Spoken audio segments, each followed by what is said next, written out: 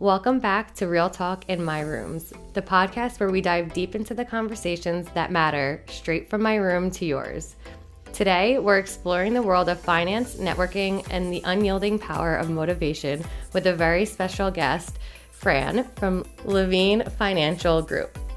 Francesca is not just any financial advisor, she's a dedicated fiduciary planner whose life's work is to empower individuals to master their personal economy and achieve their dreams. Join us as we uncover the secrets to financial freedom, the art of meaningful networking, and the motivation needed to turn ambitions into reality. It's time for real talk, real advice, and real inspiration. Let's get started. Fran, welcome to the show. Thank you for having me. I'm so excited to be here. So excited to have you here. And I met Fran through, you messaged us from Bad Moms, right? Yes. And you came to our networking group. And Fran has been a member since. And it's just so awesome seeing, we were just talking about this before, but seeing how far you've grown in not even a year. Because I met you in April. I think actually it has been a year. So Wow. Yeah, right? Because I think that's when our first meeting was. It was April or May, and seeing how far you've grown since then is just amazing. You're doing amazing. Thank you. Yeah, it's definitely been great to see my growth. I notice it every time I go to a networking event. When I just speak to someone, I can feel more confident and passionate about what I do, and I think that really shows. So I appreciate you having a great group where it fosters that environment. Thank you. And it does. And I see you at all of our monthly meetups, and I see you stepping out of your comfort zone more. You're like talking to more people, and you truly understand like the benefits of networking. So I'm excited to dive into our questions. Yes. But can you just introduce yourself? Tell everybody a little bit about you and Sure. who you are. So my name is Francesca Palmieri. I work at Levine Financial Group as a fiduciary planner. A little bit about me. So I've grown up in half New York, half New Jersey.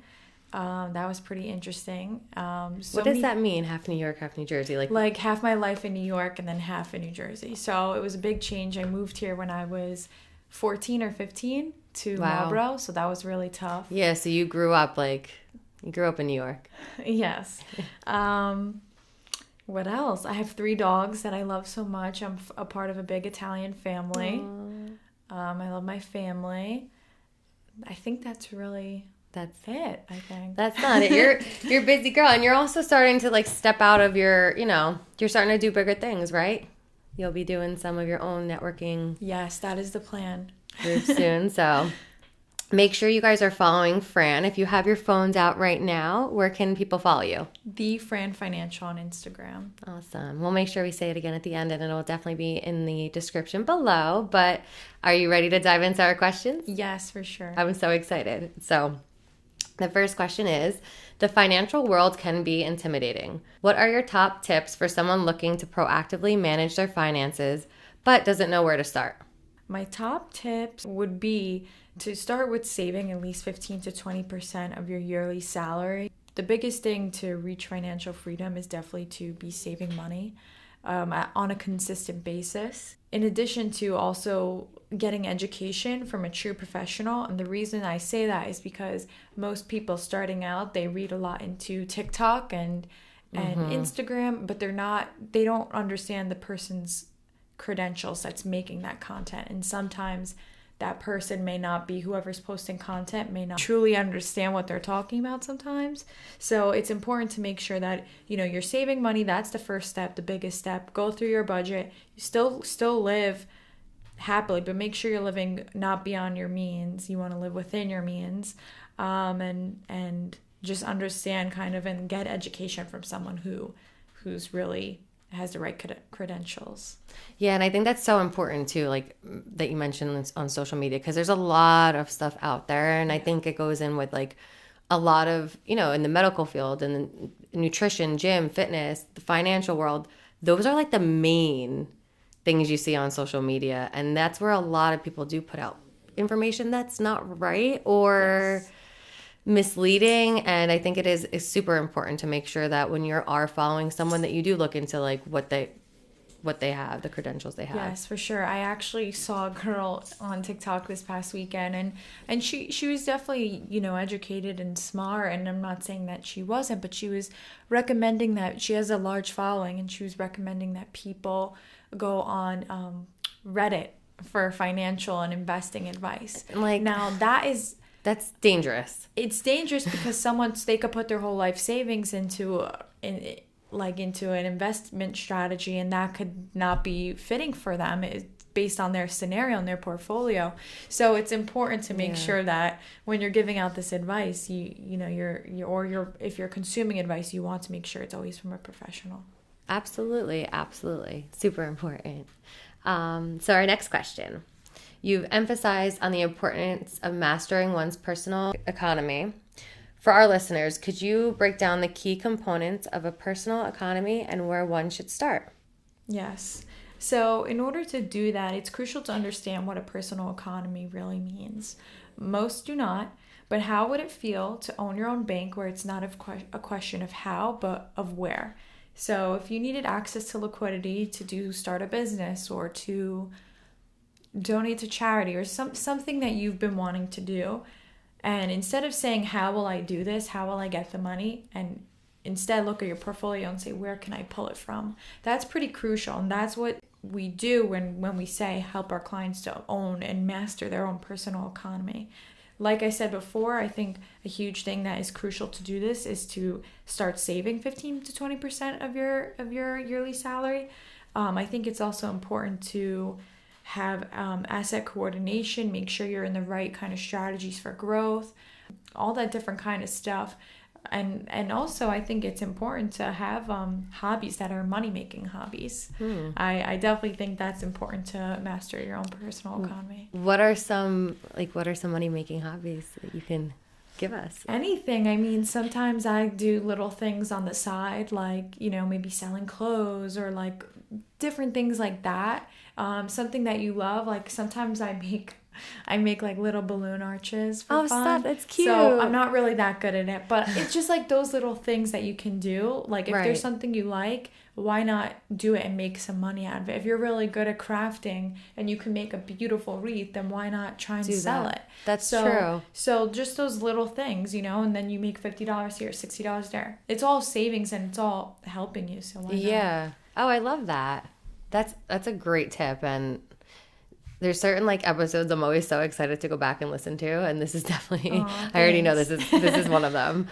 So networking isn't just about meeting people, it's about creating value and lasting connections. Can you share a strategy or mindset that has helped you create meaningful relationships within your industry? For sure. So I've only really been networking for a few months now, although I'll say I've seen the growth and what worked for me in the beginning versus now. When I first used to go out to these networking events, I was extremely shy, couldn't talk to anyone, would get really anxious. Just even sitting up and speaking in front of everyone and introducing myself, that was pretty big. To now, where I can go up to different people, have a conversation, find out their common interest or get them to talk a little bit about themselves. I think the key to networking is about being yourself and being memorable, because ultimately what everyone wants through networking is to become referable. I think that's what we all want. Right. It's true. But people are not, when they think of a certain product, you want them to remember you, because there's a million photographers out there, but if they remember you and they like you and they know you're a good person, that's it. You're already hired in their mind. So I think that's important. I always try to get people to talk a little bit more about themselves as well. I think people love that, and that's important as well. So just establishing a true connection where you become memorable and people really get to see your true self. Yeah, absolutely. And you know what? It just clicked in my brain. I said last year, because I'm thinking of when we started the memberships.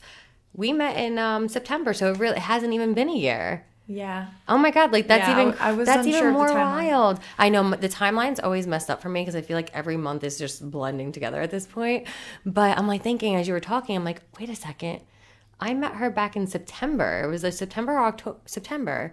And seeing you at that meetup to then the Bad Moms event to fast forward to now, it's like you really have, and it hasn't even been a full year. So even more kudos to you, girl. Thank you. Even more, because I mean, I would have to say this is probably the first year where I've even more so myself have gotten out more with talking, because I was always like, oh, I have to go take the pictures, I have to go do this, see you later, you know, not being in talking as much. And now I'm like, no, it's so important to actually sit and talk to people and like be out there more. But fear is what stops you, like you know, having that like whatever it is, you know, to be there to make you feel more comfortable. So that for me is like Nicole. Like I always, oh, Nicole's good, she's got this. But now I'm like, no, I have to be the one that's out, you know, too. And I think that's super important when it comes to, you know, making those connections and that are valuable, because you're actually speaking to the people and getting to know them and having them tell you their story. Yeah, and there's been times where like there'll be a committee event, for example, and I'll just be like, oh, I kind of don't want to go, and I let those thoughts win. Yeah. But how much better is it to go out there, speak to people for a few minutes, have some growth in the meantime, be uncomfortable, have conversation, have more people know your name and know about what you do. I think that's pretty valuable. So sometimes it's, you know, it's okay for our intrusive thoughts to win, but it's so much more valuable, all the growth that you'll get while going there. So it may seem like, oh, maybe you didn't get a lead, or maybe you didn't when you went there, but think about what's happening after the trickle down effect. Absolutely. And I think you're right. It's like letting those thoughts of fear or whatever sometimes take over. And it's like, oh, I don't really want to talk to anybody. I want to stay. But that's not helping you get anywhere. And like people need to hear what you have to say and meet you. And like you said, you might not have gotten the connection out of that one. And I think that's also what makes you, like, that sets you apart too. And like, it's wild that you're learning this at such a young age. How old are you? I'm 22. See? And like, that's amazing. People don't know this, and they're 55 going to networking groups going, well, I didn't make any money and I didn't make anything develop. But did you go out and talk to people? Did you go and foster? Not every event you're going to make money at, but you're going to meet people. Yeah. And then that's where the connections really come, because it's creating that genuine connection with a person. Yeah. And then that one person can lead you to another, it branches off. Yes. So for you to know that is huge, because not many people really, even still to this day, will go to an event and like truly understand that. Yeah. And also, you know, you're fostering like a support group. Like I really feel like I can text certain people that I've made like connections with in the group. And I always love when I go, I follow most people on social media that I met through the committee or through other events. And like, I love consuming their content because I know it's positive, and I always feel like, wow, look at everything they're doing. I need to get up and do more as well. Right. And so I think it's like they're also supporting you, and they understand what you're going through. They're building a business as well. Mm-hmm. They understand no matter at what point they're at, there's down. It's like a wave. It's that real, yeah. So they get it, and so having that mentorship, because you're meeting women or people that are in all different age ranges, it's powerful, I think. So there's so many different benefits, and that's why I've grown to love it. Although sometimes I really have to pull myself, of course, to get in the car and go. And you're so normal for feeling that way. So many people do, you know. It's like you hear it all the time. It's like, oh, it's so hard to get here, but I'm so happy I did. Like Kate, when me and her had met at Carly Bible's son's first birthday party, and you know, we were following each other, and she's always like, oh, I got to come to one of these events. I got to come to one. But like never wanted to come to the events because she was so like nervous too. So she came to the first Bad Moms one we had, and she, you know, and the two of us hung out the entire time. And she's like, I'm so grateful I went to that. And like you see her now at these events, she's out talking a completely different, but because she stepped out of her comfort zone. But we all have those thoughts, and we all listen to them sometimes. Yeah. But it's just important to remember that when we do step out of our comfort zone, there's always something like so good on the other side there. For sure. And then I know I mentioned your age before, so something that I feel like too that could be challenging, especially in this industry, is when people hear your age. Mm-hmm. Well, typically I try not to tell them, to be honest.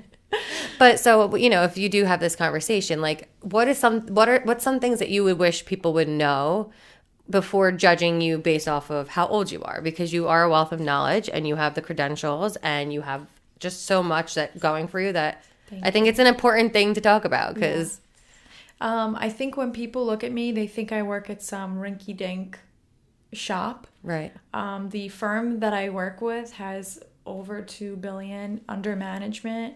We have a whole team. Combined, my team has over, I want to say 100 years or maybe a little bit less of experience.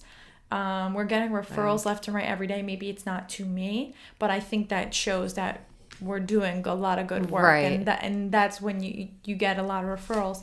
So I'm learning under, in my opinion, the best of the best. Right. That's just my opinion. Yeah, listen. But people don't see that. They just see, oh, what is this young girl doing here? And that's frustrating. When I've had some pushback, I'll never forget. I joined a networking group, and one woman, she said to me, I would never let a 22-year-old manage my 401k. That's terrible. and instead of taking it, at first I was upset, but I'm like, you know what? How can you expect someone to grow and learn? Obviously, it's not just me. I have a team, and I made very clear. And so I think it's important that people recognize I have a team. I'm under someone's wing. I'm learning every day. I'm fully immersed in this business. I watch retirement strategies every day, or even this. People want to start a business. Our clients are starting businesses all the time. So I get to watch and see that. That's pretty awesome. So I wish people would see that. Sometimes they see. I always say to my coworkers, I'm like, I never wished before, but now I really wish I had some gray hair. But it's funny though. They laugh. So do you know who Heidi Summers is, Buff Bunny? I don't know if you follow her on social media. I've heard of her. But so she's like been a huge inspiration of mine, and her videos back in the day when she first started her business, she's always like, she would talk about things. A challenge she had was, being young and being a woman. People would be like, oh, where's your dad, or where's your husband, like to talk to, like, because they don't sometimes take people serious. So it can be a struggle. So I feel like not many people talk about it. And then it's like for someone to say that to you, and I love how you took it into like learn from it, and you're like, well, actually no, and you learned how to say, like, have your rebuttal, I guess, when people say these things to you. But it's sad when people don't take people serious when it comes to who, just because of their age or something. And that's okay. I've learned to take every failure as an opportunity for growth. There's actually something I studied, and it's by, she's a psychologist. Her name is Carol Dweck, and it's the growth versus stagnant, like that's not the exact name of it, but it's like the growth versus like stagnant mind theory. And it shows how instead of failing an exam or getting rejected by someone for business reasons, instead of taking that and going home and crying about it or saying, I suck, maybe I should just quit, just keep going, you keep pushing yourself, and it's, you're going to do great. So I know right now I'm young and people might have their doubts, especially being a woman in this field. But that's okay, because I know in my heart that one day it's going to blow up. Absolutely. And I want to be the next biggest. Have you ever seen Tori Dunlap? No. She wrote the book called Her First 100K. I'm going to have to check it out now. She's a big financial influencer for women. She wrote a New York Times bestseller. She was on Good Morning America. There's another one called The Budgetnista. Her name is Tiffany Aliche, something like that. I hope I didn't mispronounce it, but they're both huge women finance influencers, and so I hoped one day that I can be that as well. Absolutely. So I think I have a lot of time, and I don't think I have enough time at the same time. No, girl, you're on the right path, and you're doing everything the right way. I'm proud of you. Thanks. So financial freedom is a goal for many, but the path there isn't always clear. From your experience, what are the most common obstacles people face on their way to financial security, and how can they overcome them? Yes, this is a huge one. So most people that I meet, they'll say, I need your help, but, we're embarrassed, or, we don't want to show what we have. And that's okay. But I think a lot of people feel that way. I think something in this society that we have really normalized is that you'll see everyone with the name brands, but half those people, and something that I've learned about in this industry is half those people, it's not really what it seems. The grass isn't always greener, and that's okay. But seeking the right help, you are your biggest asset. You have the ability to make money. If something happens to you, you can no longer make money. So why not properly learn and invest what you have to make your money make money? That's how I see it. So I think going back to your question, understanding that it's okay to be vulnerable, and vulnerability and like we said before, becoming uncomfortable leads to growth. And so it's not bad to seek a financial professional. You don't have to be rich, you don't have to be poor, you don't have to be anything. You just have to come as you, and when you see a professional, they're fully there and they have the education and background to get you where you need to be. I love that. And I think that is so important. Yeah, and I think, a lot of people, some people say to me, I don't have much.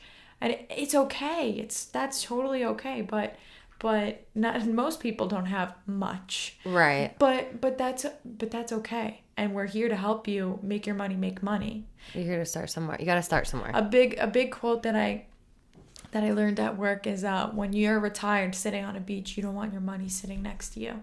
Oh. so yes. And that's in everyday life. Like, you don't want all of your savings in a bank account earning nothing, right? Like, what? So it's all, if you can get over that, think about all the lost opportunity cost over the time that you won't consult a professional. So you've lost so much money on your money because you're embarrassed. But if you just take that step and you push yourself a little bit, I think it's so worth it. I've seen the true wonders in the office every day. Wow. So yeah. I can't be more passionate about this. And sometimes I think it's overwhelming.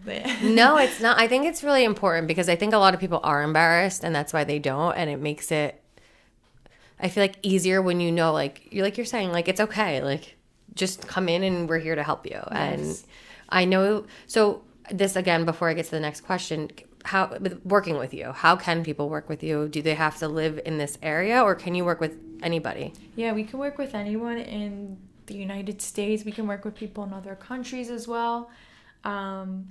There's a lot of advisors out there. They have a threshold. You have to have a certain amount of money or a certain net worth to work with them. It's not like that. We have some of our clients work minimum wage jobs. That is fine. Yeah. It's all, how can you build wealth if you don't start from somewhere? Truly. Yeah. So if anyone would like to work with me and my team, they can just reach out to me via my Instagram, my email, my phone number. Any of those are fine. Or they can reach out to the office as well. Awesome. And I'll make sure I have all of your information in the description so that this way people can easily access it to reach out to you. Okay. So next question is, so you mentioned assisting individuals in achieving their life goals. Can you give us an example of how financial planning has helped someone realize a dream they thought was out of reach? For sure. A case that I have now, a woman thought that she couldn't pay for her daughter's college. That was her dream. That was her main goal, to make sure that her daughter has a debt-free education. She came in, she felt she didn't have much, but we're able to make sure that she's still able. This is another huge thing with financial planning. We're able to keep your money on the yield curve while still being able to utilize it. That's pretty powerful. Most people, like, for example, for our client, she's still able to pay for her daughter's college, but still have her money growing and working for her. Most people would just write out a check. And that's the thing with financial advisors and planners. They strategically figure out where's the best way to keep the money growing. So now my client, she's sending her daughter to college. She's no longer worried about it. That's awesome. And that's just a small success story, but I think it's important to remember the true importance of having a professional, because that's a huge success story. she may have not been able to do that. So that's a lot. That's huge. And again, if she never reached out to you, who knows? I mean, I think she would have been okay, but I think she would have maybe emptied her bank account. You're like being humble. You're like, I think she would have been fine, but yeah, and that's the thing. So it's important. We had another case at work. This wasn't my client, but I think this is a really intriguing story that I think is pretty cool. Our client, he is a doctor. He sold his urgent care. I think I told this story at the committee event. So he owed, because he sold his business, it was a few $1 million. He owed $900,000 in taxes this year. So he called our office and said, I need $900,000, whatever, to pay my taxes. And they looked at all of his stuff, all of his portfolio and they said, where is the best way to pull this money while keeping his money on the yield curve growing? And they were able to come up with a solution where that was possible. Meanwhile, imagine, most people, not most people, but for example, for this doctor, if he just took $1 million out of his bank account, that's kind of a big hit. I mean, I think so. Yeah. So still keeping his money growing, and that goes for everyone, no matter how big. Yeah. Yeah, if you guys at this point aren't sending an email over to Fran right now. Thanks. As a fiduciary planner, trust and transparency are paramount. How do you establish and maintain trust with your clients, especially when discussing sensitive financial matters? Yeah, so one thing I do want to explain is a fiduciary, most people don't know what that is, believe it or not. So a fiduciary is someone that is bound by law to do what's in your best interest, as in the client. So that is huge because we are working with people's life savings. We are working with their everything. Without money, they wouldn't have shelter. They wouldn't be able to do much. So I find it extremely important to establish it. When it comes to planning, my team quarterbacks everything, and I think that's really what sets my team apart from most other firms. If you are looking to buy a house, we got a mortgage broker. If you need a real estate agent, we have a few that we can give you that know our philosophy and understand it. Lawyers, attorneys.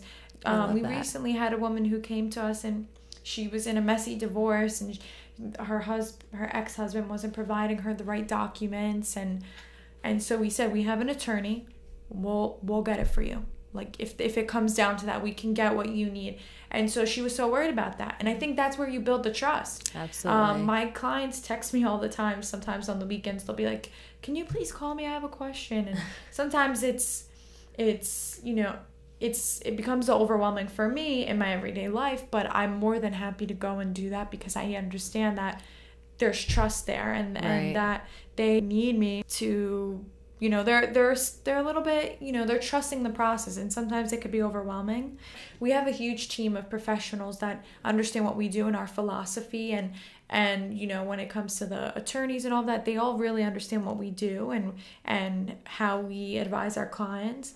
So whenever clients come to us and they're in any kind of situation, that's where that trust is built, because we're able to say, we have your back, we're going to get you who you need to do what you want to do, or get where you need to go. I think that's powerful. And also just answering my clients all the time. I make sure I'm always pretty prompt with answering them because I know it's important.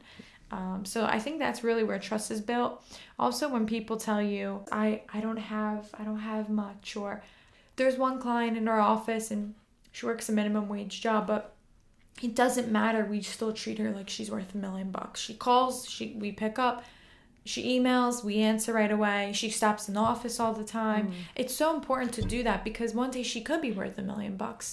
Exactly.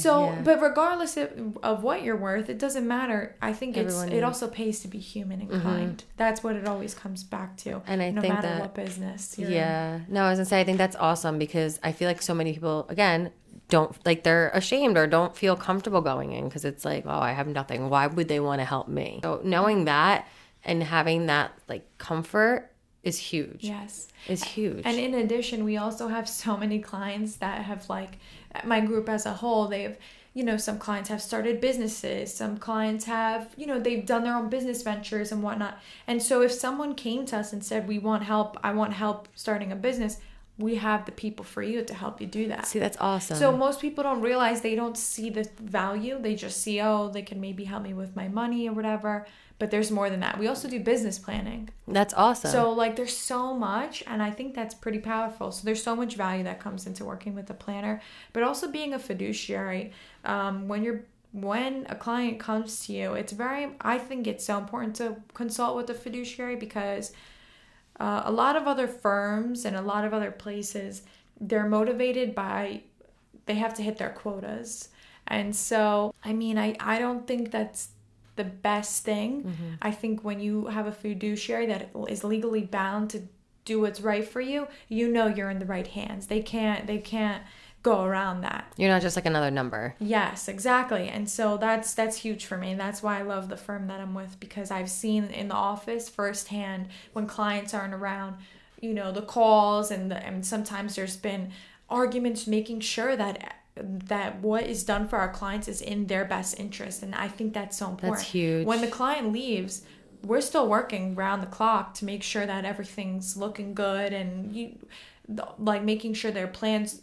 Clients call us all the time. They need money, they need this, they need that, and we always make sure that we do what's in their best interests and get that done for them. I love that. So all of those things I think are super important when building that. Actually, not to ramble, but a woman who's now my client told me that she told her friend that she's working with a financial company. I'm not sure how she explained it to her friend, and her friend said, "Oh, you have to watch out for those people. They're crooks." Oh God.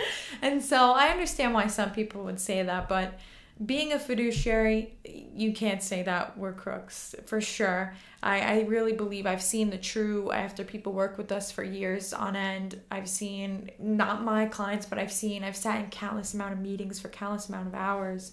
Sometimes I get home at 8 o'clock at night and I'll be in long meetings, but I love it. I fully love to immerse myself in it because that's the best thing. And that's how you build trust, by just making sure you're there for them and understanding. And so, yeah, that I kind of rambled there, but no, I love that you shared that. It's powerful. And sometimes people don't always see the value. No, it's true. And I'm glad you shared that, because this, again, it goes back to kind of like, watch what you do consume on social media, because that's when sometimes things happen and you get burned and then you ruin it for the people who are really, truly there to help you. So yes, I think that's important that you said that. So I didn't prep you for this, but I like to ask everybody. So everything that you've said, every podcast that you've been on, every post that you've posted, everybody that you've talked to, like, everything is erased. And there's only 3 things that you can leave on this earth for people to remember or to learn. What would be those 3 things that you would want to share? To remember about me? To remember about you, whether it's like some advice that you give, whether it's something you've done, anything, like 3 things that you would want people to remember or to know. Okay. First thing that's coming to my brain that I feel like I need to say is kindness. I love that. I think it's so important. Everyone's starting from somewhere and you don't know what anyone's battling. People could have a smile on their face and they could be going through the worst year of their life. And I think it's so important to just be kind, or hold that door for someone, or smile, say have a good day to someone. I was actually at a Target the other day and this woman was being mean to an old lady cashier. And that's another reason why you should work with a financial planner, so you don't end up like working when you're 80 or 90. But that made me so upset. And I said to the woman, I was like, "Oh, how are you? How was your day?" Like, I think it's important to be kind. That could be your grandma. So I love that. And I'm so glad that you said that. That's the first thing. Second thing, another big quote of mine, I think it's important to push yourself out of your comfort zone. One huge thing I did in college that made me so, like, it was my life goal and it didn't work out the way I wanted. So my biggest goal in college was to be the commencement speaker for graduation for my year. I was inquiring about it for a year and a half before, since I was a freshman maybe or something like that. I was inquiring administration about when the applications come out and all that. I lost to the dean's daughter. Okay, so talk about politics. But then I found another speech. There was another event on campus and I called to RSVP and say I was coming, and I was like, "Do you have a student speaker?" They were like, "No." So they were like, "Do you have someone you'd like to nominate?" I said, "Myself." Oh, I love that. And they let me do it. And so amazing. And so I think it's important to not take no for an answer, but also push yourself out of your comfort zone. Yes. I've always been trying to public speak because I know it's where I'm a little bit weak in, and how can I be better pushing myself out of my comfort zone? Absolutely. So that is huge. Don't take no for an answer, and always be uncomfortable, because that's where the most growth happens. And then my third thing would be to just be relentless. I think relentlessness and like taking every failure as opportunity for growth, and just pushing and pushing and pushing. Because in a business, I saw a picture once and it was like a guy pushing a square, and it's so hard to push it. That's how it feels a little bit for me right now, but that's okay. Because one day I know it's going to be like a huge round circle and I'm going to be pushing it, and I barely will need to touch it. And I think that goes to show, if that kind of makes sense, that your business and you as a person, and I always try to set little goals for myself in every part of life, like even the smallest things like reading or going to the gym, like just those little things. Yeah. So I think those are important. So be relentless in everything you do. You only get one life. That might be up to interpretation for some, but I think it's important. Make the most of your time that you have here. You never know what tomorrow brings, and why not be the best you could be? Yeah, so I think that's my love those. Those are amazing. And honestly, girl, you are not only on the right path, but you're like on the fast track. You're on the one that's skipping the what's the fast track? You know what I'm talking about? Like at Six Flags, you skip the line. That's what you're on. Because honestly, I mean, girl, I wish when I was your age, I wish I was where you were and doing the things you're doing and learning. Like, Thanks. I mean, I don't ever regret what my life, because I believe that everything happens. But the knowledge that you have and where you're at, you're just truly on the right path. And I'm so proud of you, and I love watching you, and you inspire me, and I'm excited to see your journey over in the next year, see where you're at next year. But I definitely want to have you on again, because I had a handful more questions to ask, but I know we're running out of time. So thank you so much for being here. And one last time, where can everybody find you, connect with you? How can they reach out to you? They can find me via my Instagram at @thefranfinancial, or they can email me. My email is Francesca_Palmieri @levinefinancial.net. That might have been long. Or my LinkedIn, Francesca Palmieri. So I try to be a LinkedIn influencer as well. You do great on LinkedIn. Every time I do pop on, I'm like, you inspire me to show up more. I gotta get gotta get onto the key LinkedIn. Is to schedule your posts. Yeah. That's what I do. And what else? I think that's it. But thank you so much for having me. It's always great to have a supportive person. I think you're a little bit older than me, and it's powerful to see your journey and how far you've came as well. And I think big kudos to you, because I feel like you're also relentless. Thank you. But in a great way. And so I think that we'll both flourish. I really do. And we'll see each other at the top. Girl, we'll be there together. Absolutely. Thank you again so much for being here. And that is a wrap on today's episode of Real Talk in My Rooms. A huge thank you to our incredible guest, Francesca, for sharing her invaluable insight into financial planning, networking, and staying motivated. It's clear that mastering our personal economy isn't just about numbers. It's about crafting a life we love. Remember, whether it's your finances, your connections, or your personal drive, the journey to fulfillment starts with a single step. Until next time, keep seeking, keep dreaming, and keep talking real in our rooms. Don't forget to subscribe to our podcast for more real talks. Take care, and we'll see you in the next episode.